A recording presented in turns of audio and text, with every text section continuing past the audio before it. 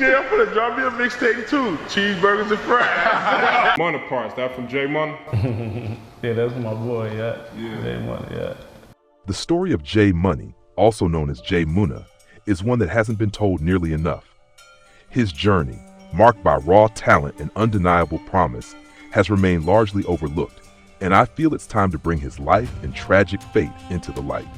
J Money fell victim to homicide, one of many young, gifted black men whose lives were stolen amidst the turmoil of gang violence. His death occurred early in the bloody conflict ignited by the emergence of drill rap on Chicago's South Side, a city long burdened by poverty, inequality, and crime. What makes his story especially heartbreaking is that J Money's life was taken at the very beginning of a ruthless street war that would come to define an entire generation. It wasn't, and then, you know, in the beginning, we still used to kind of like sneak over there, like a little bit, because you know, J Money got killed over there. He got killed on the block, over there trying to go to Mona Lisa crib. So like, T-Roy had, like, remember, nigga, they was still, like, the bros was still going up over there a little bit. So that's what, like, cause we see a lot of guys from, they got money in their name. Everybody get it from the same. Yeah. Hey, you got any crazy J Money stories? Yeah, we got so many of them. I remember when I first come home, right? Look, I come home from boot camp. I got a bald ass head. He getting that, I'm finna cut my man, I'm finna ball. Damn, Folk wanted to be the boot camp with you. He said he was finna cut his dreads to get act bad. Folk trying to get ball with you. Yeah, hell no. That's what's up, man. The tale of the murder of O-Block J Money, the backdoored incident to which left J Money dead in a way of a setup. This is the tragedy story of J Money, aka J Munna. Born Jerome Wood, whose alias name is J Money, he came from very loving family. But just like many other kids in Southside Chicago, they become product of their own environment, hustling and bustling and wanting find the way to make in life.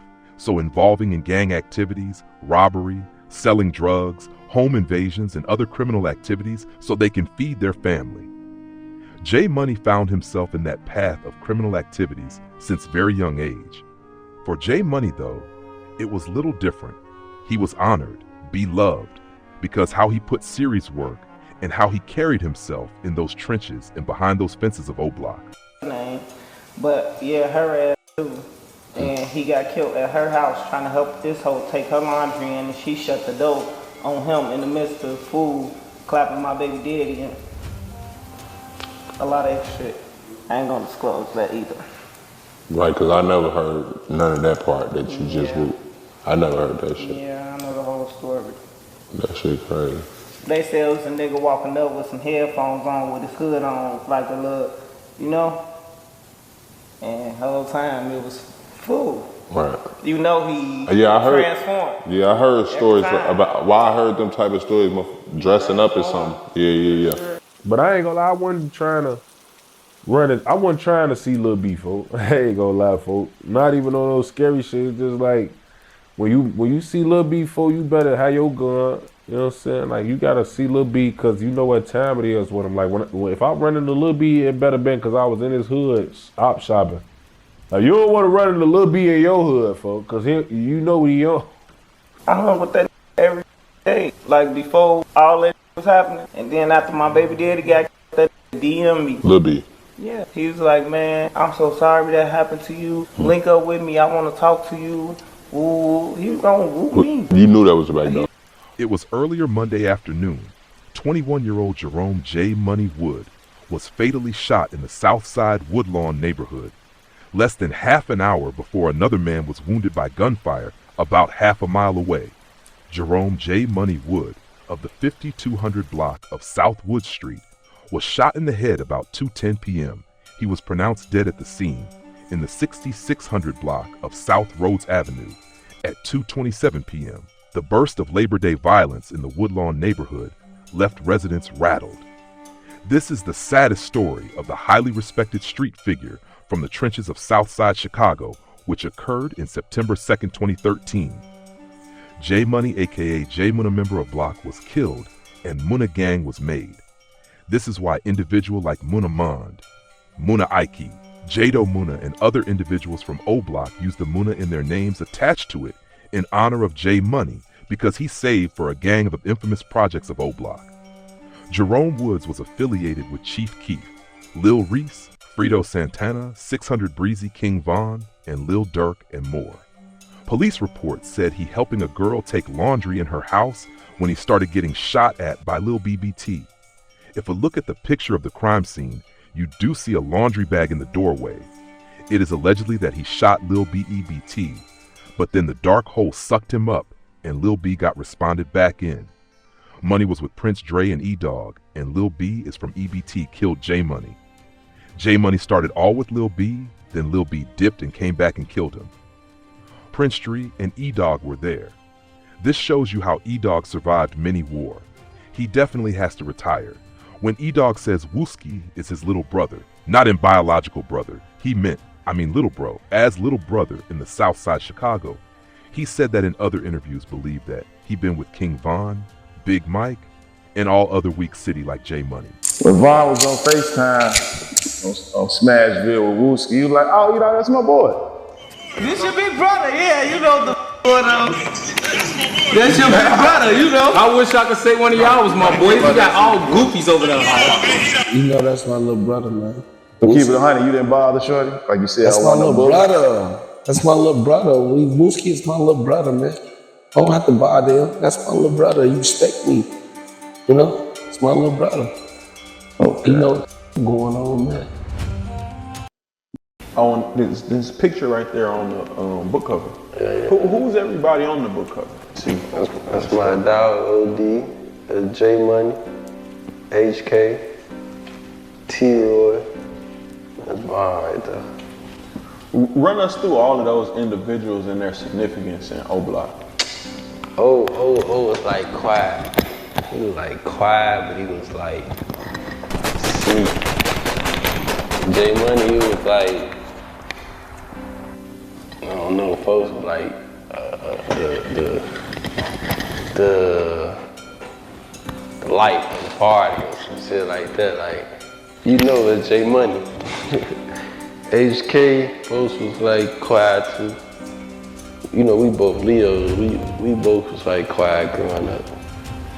T-Roy, folks was just short. He was loud. Folks was loud too. Von was smooth too, but he didn't get loud until folks started getting wild and shit like that. How their death like impact your life? I ain't gonna lie, every single one of them touched me. All those 5 of them. Yeah. Many rumors suggest that J Money got set up and killed by Lil B. Don't know the others. There's the usual K.I. assassin did it stories, but she was probably hanging around. There was talk that J Munna's homies ran on him.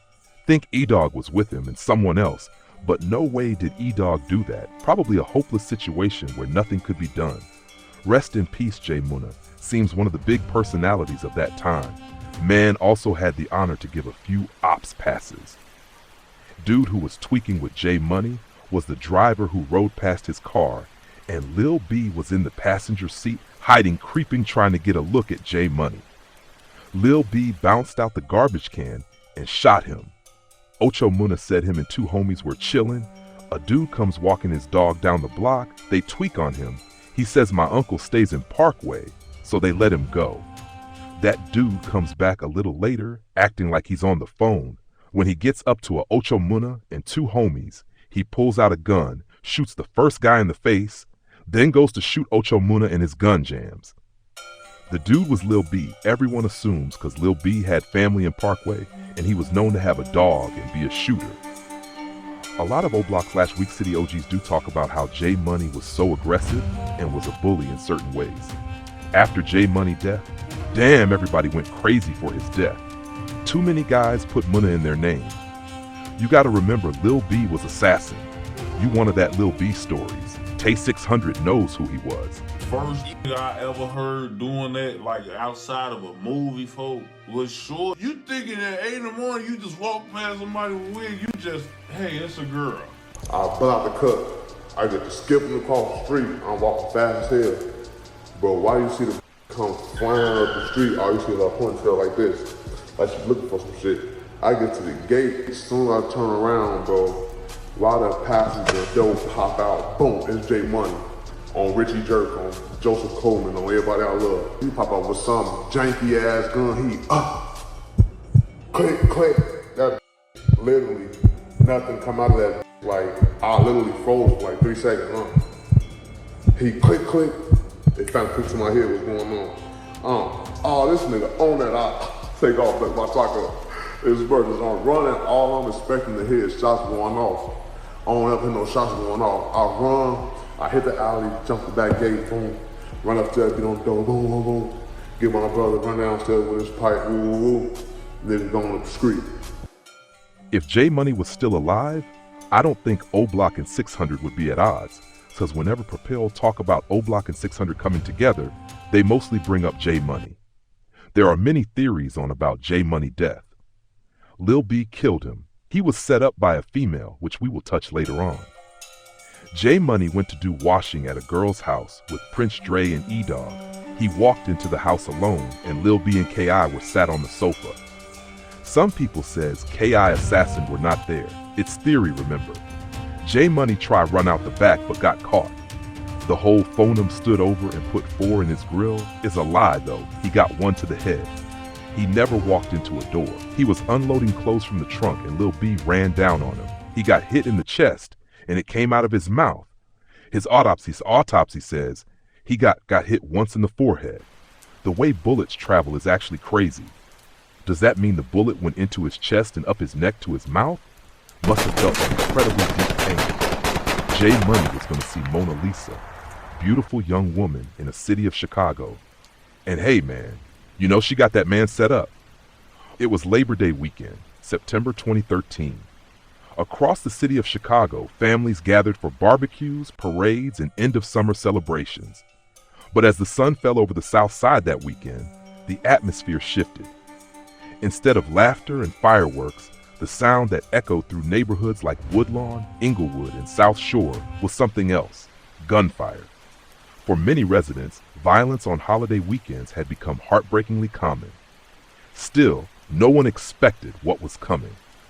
By the time the weekend was over, multiple shootings had taken place across the city. It would later be remembered as one of Chicago's bloodiest Labor Day weekends on record. Among those who lost their lives was a young man known on the streets as J Money, a name that, at the time, carried both fear and respect. To understand the tragedy, you first have to understand where J Money came from and what the city around him had become. In the early 2010s, Chicago was undergoing a transformation in the public eye. The world was beginning to pay attention to its street culture, largely through music. Artists like Chief Keef, Lil Durk, and Lil Reese had brought the raw, unfiltered reality of Chicago's South Side to a global audience through a genre that came to be known as drill music.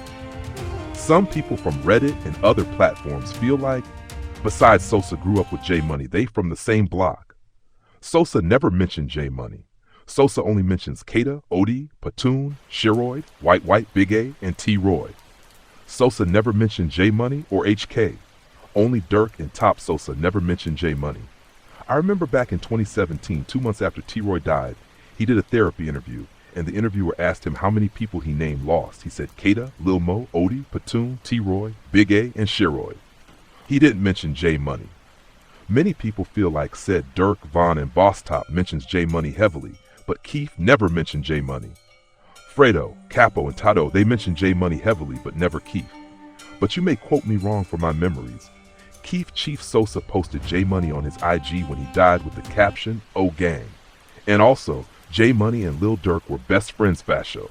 Lil Durk mentions J Money Pluto and Nusky the most in his songs. I get a lot of people, what's they comment on Keef and Lil Durk on J Money shouting out or mention his name in their song situations. It is surprising because J Money was claiming both GB and OTF. And he was always with both groups, so I'm surprised too, cause J Money was O-Block as well. Maybe they had a falling out before he died, I'm not sure. Keith Chief went to Blood Money's funeral. The last funeral Sosa went to was White funeral in August 2012, but he didn't go to Big A or T. Roy because he couldn't back to Chicago. J Money, probably one of the most talked about, honored, all the guys going by Munna before they name, is cause of him. Behind the music were neighborhoods where poverty, segregation, and decades of disinvestment had created a breeding ground for tension and territorialism. For many young men, the streets offered both identity and survival. Blocks were more than just addresses, they were entire worlds, and within those worlds, rivalries ran deep. J Money, whose real name was Jerome Wood, was from the area known as O-Block, one of the most well-known territories on Chicago's South Side, and a base for members of the Black Disciples. He was known by peers as confident, outspoken, and at times aggressive, a person who commanded respect in his circle. To some, he was a leader and protector. To others, an enforcer. But in a city gripped by constant conflict between rival sets, that kind of reputation often came with a target on one's back. The first days of September 2013 seemed, at first, ordinary. Chicago was still warm from summer. People were out enjoying the long weekend. According to reports, J Money was spending time near friends and family, moving around the neighborhood as he normally did. But what no one knew that morning was that within hours, the day would end in tragedy. Court and police records later described the basic outline. At around 10 a.m., J Money was contacted by a woman he knew, asking for a ride. A male companion rode with him in a white 2007 Hyundai Sonata. Their plan was simple: pick up laundry, drop it off, and continue their day. The route took them through Chicago's West Woodlawn neighborhood, near the 6600 block of South Rhodes Avenue. It was a quiet residential area, lined with 2 flats and brick homes. Nothing about it looked unusual or threatening. But according to later testimony, another car, a silver Chevy Impala, was seen nearby. Just around 2 p.m., residents in the area heard multiple gunshots. When police arrived, they found J Money lying near a parked car, suffering from gunshot wounds. Paramedics attempted CPR, but he was pronounced dead at the scene. According to official reports, the cause of death was multiple gunshot wounds, including one to the head. For neighbors, the violence felt all too familiar. Witnesses described hearing bursts of gunfire, followed by screaming. One resident said he heard a woman yelling that her friend had been shot. Others ran to their windows and saw people fleeing down the street. What began as an ordinary afternoon had turned into another tragedy in a city that was already weary from loss. In the days that followed, news of J Money's death spread rapidly, first through social media, then through the neighborhoods connected to him. Within hours, speculation flooded online spaces. Rumors about what happened, who might have been responsible, and why it occurred multiplied. In the complex network of rivalries between the Black Disciples and the Gangster Disciples, stories like this rarely stayed simple for long. But beyond the street talk and speculation, one truth stood out. Another young man was gone. Another family left to grieve. For those who knew him personally, J Money's death was not just a statistic. It was the loss of a brother, a son, a friend. Chicago police opened an investigation, but like many cases tied to gang violence, cooperation from witnesses was limited. Fear of retaliation and distrust in law enforcement often kept people silent. As a result, the homicide remains officially unsolved. In the years that followed, J Money's name continued to appear in songs, interviews, and conversations about Chicago's drill scene. For some, he became a cautionary symbol, a reminder of how quickly the streets could turn on their own. For others, he was remembered as a fallen friend whose memory deserved to be honored. The violence that claimed his life also shaped a new generation of artists and activists. Musicians like Lil Durk have spoken publicly about losing friends and the impact of growing up surrounded by death. Many in the community have since called for investment in youth programs, mentorship, and education to break the cycles that have taken so many lives.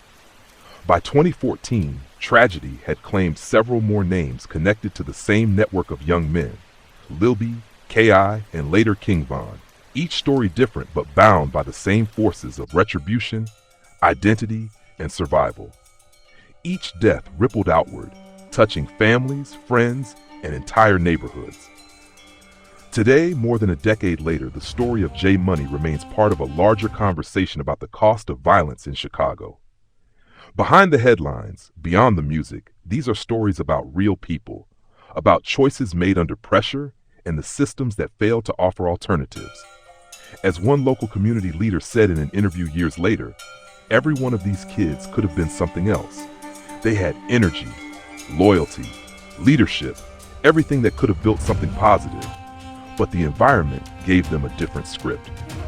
The story of J Money is not just about one man's life or one city's violence. It's about the broader cycle that continues to claim young lives, even as communities fight to change it. In the end, the question remains, how many more names will become hashtags, murals, or memories before the cycle finally breaks? Rest in peace, Jerome J Money Wood. May his story serve as a lesson and a call for change. Lessons we can draw from the story of J Money, Jerome J Munna Wood. The story of Jerome J Money Wood, also known as J Munna, is more than just a tragedy from Chicago's South Side. It's a mirror reflecting the harsh reality faced by countless young men growing up in environments where survival becomes the measure of success. His journey from a loving family to becoming a respected figure in O-Block and ultimately losing his life in a violent setup offers profound lessons about society, loyalty, and the choices born out of struggle. First lesson, environment shapes the destiny of the youth. One of the most powerful lessons we learn from J Money's story is how deeply environment shapes destiny. Jerome was not born into violence, he was born into love. But like many young men raised in the South Side of Chicago, his surroundings offered few opportunities for growth and stability. The streets became both a school and a battlefield, teaching lessons of survival, not success. In areas plagued by poverty, gang rivalry, and broken systems, the line between right and wrong becomes blurred. Many turn to hustling, robbery, and